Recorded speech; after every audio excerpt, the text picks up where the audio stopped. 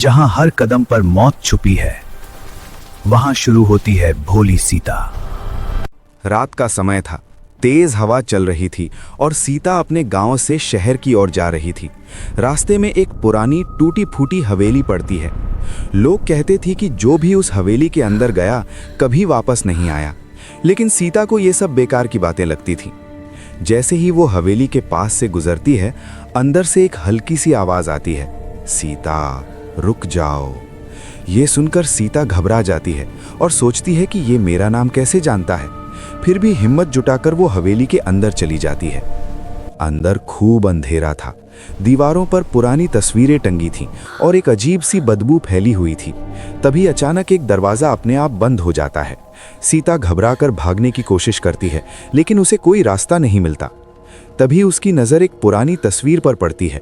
उस तस्वीर में एक लड़की होती है जो बिल्कुल सीता जैसी दिखती है और नीचे लिखा होता है, सीता 1995 लापता।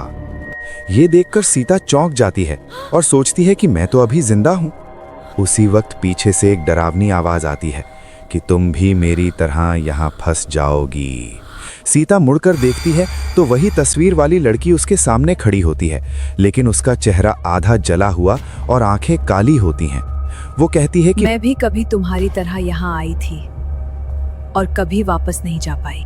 डर के मारे सीता भागते हुए एक कमरे में पहुंचती है, जहां एक पुरानी अंगूठी रखी होती है। जैसे ही वो अंगूठी उठाती है, पूरी हवेली जोर जोर से हिलने लगती है और एक आवाज गूंजती है कि ये अंगूठी में ही सबका राज छुपा है।